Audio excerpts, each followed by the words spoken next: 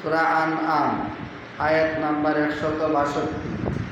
কুল ইন্নাস সালাতি ওয়া নুসুকি ওয়া মাহইয়ায়া ওয়া মামাতি লিল্লাহি রাব্বিল আলামিন।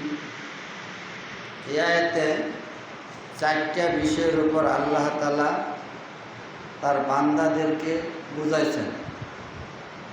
কুল বলুন, ইন্না নিশ্চয়, আমার সালাত, আমার কুরবানি, আমার বেঁচে থাকা, আমার মরে যাওয়া লিল্লাহি রাব্বিল আলামিন, শুধু একমাত্র আল্লাহর জন্য। আর হাদিসের দ্বারা চারটা বিষয় জানাইছেন। মান আহাব্বা লিল্লাহি ওয়া আবগাযা লিল্লাহি ওয়া আতা লিল্লাহি ওয়া মানা লিল্লাহি ফাকাদ ইসতাকমালাল ঈমান। ওই ব্যক্তি কামেল ঈমানদার, যে ব্যক্তি আল্লাহকে খুশি করার জন্য আত্মীয়তা করে, আল্লাহকে খুশি করার জন্য বন্ধুত্ব করে, আল্লাহকে খুশি করার জন্য শত্রুতা করে, যে ব্যক্তি আল্লাহকে খুশি করার জন্য দান করে, যে ব্যক্তি আল্লাহকে খুশি করার জন্য দান করা হইতে বিরত থাকে, ফাকাদ ইসতাকমালাল ঈমান, ওই ব্যক্তি কামেল ঈমানদার দাবি করতে পারে। আপনাদের মাঝে মাঝে দু একটা কথা জিজ্ঞাসা করব, এই জন্য আমার কথাটা আপনারা বুঝেন কিনা, কথাটার দিকে আপনাদের খেয়াল আছে কিনা। কারো কাছে কোরআন হাদিসের কথা মিষ্টি লাগে, কারো কাছে কোরআন হাদিসের কথা তিক্ত লাগে। অসুস্থ ব্যক্তির কাছে মিষ্টি কি ভাই মজা লাগে না খারাপ লাগে? আর সুস্থ ব্যক্তির কাছে কি মিষ্টি মজা লাগে না? তো কোরআন হাদিসের কথাটাও কোনো মানুষের কাছে মজা লাগে, কোনো মানুষের কাছে তিতা লাগে। এটার উদাহরণ দিলাম এই জন্যই, আপনার যদি জ্বর থাকে 1 মাস, জ্বর থাকলে আপনার মুখে মিষ্টি দিলে মজা লাগে না, তিতা লাগে। আর যে আপনার শরীরটা সুস্থ থাকে তাহলে মিষ্টি খাইতে মন চায়, মজা লাগে। তদ্রূপ যাদের কলবটা পরিষ্কার আছে, যাদের ইমানি শক্তি আছে, তাদের কোরআন হাদিস শুনতে মজা লাগে। যাদের ইমানি শক্তি কম, যাদের ভিতরে মুনাফিকি আছে, তাদের কোরআন হাদিস শুনতে ভালো লাগে না। এটা আমি বলি নাই, রাসূল বলিয়াছেন। আমরা এখানে যারা উপস্থিত হয়েছি সবাই একমাত্র আল্লাহকে খুশি করার জন্য উপস্থিত হয়েছি, নাকি কম? আজকে জুমার দিন আমরা এখানে যারা উপস্থিত হয়েছি, ইচ্ছা করলে একটা কাজ কাম করতে পারতাম, কিন্তু এখানে উপস্থিত হয়েছি দুনিয়ার কোনো লাভের জন্য না, আল্লাহকে খুশি করার জন্য, আল্লাহকে পাওয়ার জন্য। কিছু সময় আল্লাহকে যদি আপনি দিতে পারেন, এই উসিলা আপনি নাজাত পাইতে পারেন। আর আল্লাহকে যেইভাবে সময় দিতে বললেন, আপনি যদি সেইভাবে দিতে পারেন, আল্লাহকে খুশি করার জন্য মসজিদে আইলেন, আয়েশা যদি একে অপরের সাথে কথা বলেন, কথা বলা হারাম। সূরা আরব আয়াত নাম্বার 204। ওয়াইযা কুরিয়াল কুরআন ফাসতামিউ লাহু ওয়া আনসিতু লাআল্লাকুম তুরহামুন। যেখানে আল্লাহ এবং আল্লাহ রাসূলের কথা হয়, চুপ করিয়া মনোযোগ সহকারে কথা শ্রবণ করতে হয়। গন্ডগোল করা যায় না, কথা বলা যায় না, এটি বন্ধ রাখতে হয়। গন্ডগোল করতে তো তারা কাফের যারা। ওয়াকালাল্লাযীনা কাফারু লা তাসমাউ লিহাযাল কুরআন ওয়ালগাউ ফি। রাসূল যখন কোরআন তেলাওয়াত করতেন, কাফেরেরা কানে আঙ্গুল দিত যেন রাসূলের কোরআন তেলাওয়াতের আওয়াজ তাদের কানের ভিতরে না ঢুকে। আর সাহাবী আজমাইন কানে আঙ্গুল দিত কি শুনলে?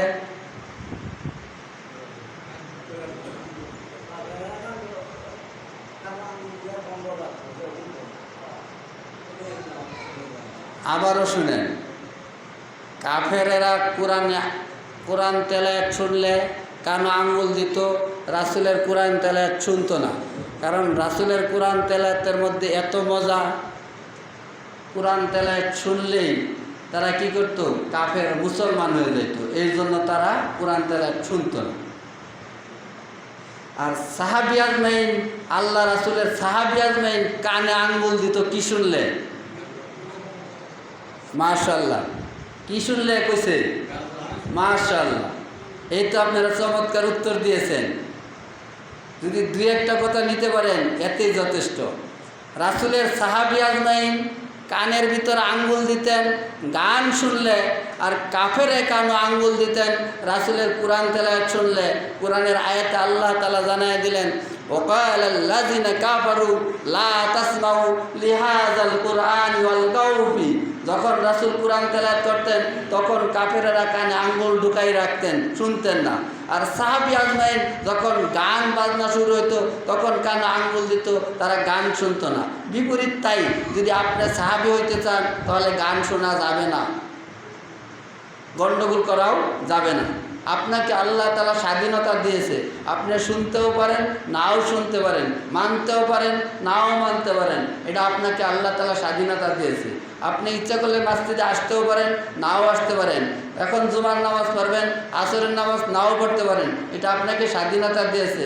আল্লাহ তাআলা আপনাকে দুইটা রাস্তা দেখায় দিয়েছে, আপনার যেই রাস্তায় ইচ্ছা সেই রাস্তায় আপনি যাইতে পারেন। সূরা বালাদ আয়াত নাম্বার 8, 9, 10। আলাম নাজআল্লাহু আইনাইন, আমি কি তোমাকে দুইটা চক্ষু দেই নাই ভালো মন্দ দেখার জন্য? ওয়া লিসানাও ওয়া শাফাতাইন, আমি কি তোমাকে জিহ্বা এবং ঠোঁট দেই নাই কথা বলার জন্য? ওয়া হাদাইনাহুন নাজদাইন, আমি কি তোমাকে ভালো মন্দ দুইটা রাস্তা দেখায় দেই নাই? ভালো এবং মন্দ দুইটা রাস্তা দিয়েছেন। আপনার ইচ্ছা যেটা ইচ্ছা সেটা আপনি যাইতে পারেন, কোনো বাধা নাই। পরীক্ষার হলে ঢোকার পর আপনি লিখতেও পারেন, বইসাও থাকতে পারেন। স্যারও এখানে আপনারা ধমক দিব না, বসে রেছিস কেন। কিন্তু পরীক্ষার আগে যখন ক্লাসে ঢুকে তখন স্যার তাকে ভালো করে পিটাইয়া বুঝাইয়া শিক্ষা দেয়। হলে যায় ঢুকে যদি সে না লেখে তখন আর পিটায় না। তদ্রূপ আপনার জন্য, আমার জন্য, পৃথিবীর সমস্ত মানব জাতির জন্য, জিন ইনসানের জন্য আল্লাহ তাআলা একটা পরীক্ষা রেখে দিয়েছেন। এই পরীক্ষায় যদি আপনি পাশ করতে পারেন দুনিয়াও শান্তি আখেরাতেও শান্তি। আর যদি পরীক্ষায় ফেল করেন তাহলে দুনিয়াও অশান্তি আখেরাতেও অশান্তি। তা আমরা সবাই চাই পরীক্ষায় পাশ করুক। আমরা আমাদের ছেলে মেয়ে পরীক্ষায় পাশ করলে খুশি হই না ফেল করলে খুশি হই?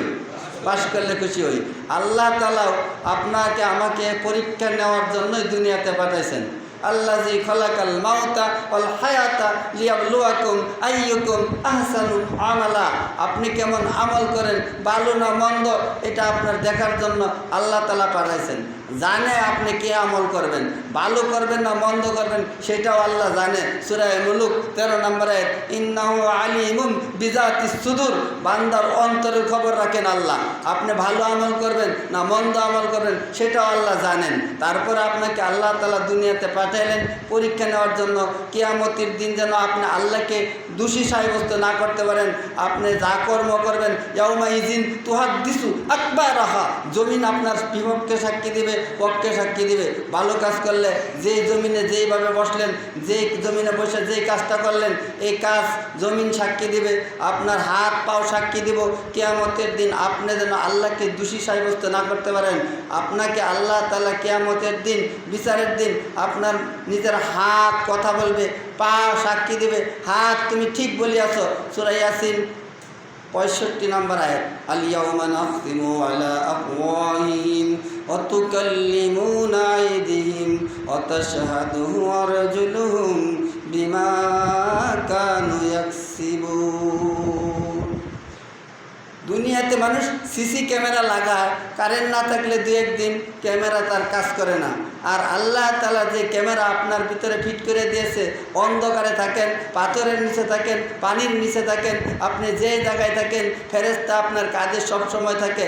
আপনি যেই জায়গায় থাকেন অন্ধকারে থাকলেও সর্ব অবস্থায় আপনার কথা রেকর্ড করা হয়। মা ইয়ালফিজু মিন কাউলিন ইল্লা লাদাইহি রাকিবুন আতীদ। ফেরেশতা লেখেন, স্বয়ং আল্লাহ রাব্বুল আলামিন আপনাকে আপনাকে দেখেন, আপনি ইচ্ছা করলে ভালোও করতে পারেন, মন্দও করতে পারেন। কিয়ামতের দিন আপনার আমলনামা দেখার পর আপনি নিজেই বুঝতে পারবেন যে আপনি জান্নাতি না জাহান্নামী। আজকের আলোচনা শোনার পরেও আপনি নিজেই বুঝতে পারবেন যে আমি জান্নাতি না জাহান্নামী। আজকের যে আলোচনাটা হবে, এই আলোচনার সাথে যদি আপনার কাজের মিল থাকে তাহলে নিশ্চিত আপনি জান্নাতি বলি সুবহানাল্লাহ। আর এই হাদিসের সাথে যদি আপনার মিল না থাকে তাহলে আপনি জান্নাতের আশা করতে পারেন না। তাহলে তওবা করবেন, ক্ষমা চাইবেন, আল্লাহ তাআলা ক্ষমা দেওয়ার জন্য প্রস্তুত। সূরা ফুরকান আয়াত নাম্বার 70, ইল্লা মান তাবা, যারা তওবা করে, ওয়া আমানা, নতুন করে ঈমান আনে, ওয়া আমিলা, আমল শুরু করে, ওয়া আমালান, আমলে সলে শুরু করে, ফা উলাইকা হুমুল গাফিলুন। সূরা ফুরকান 70 নম্বর আয়াত, ইল্লা মান তাবা ওয়া আমানা ওয়া আমিলা ওয়া আমালান সালিহান ফাউলাইকা হুমুল গাফিলুন।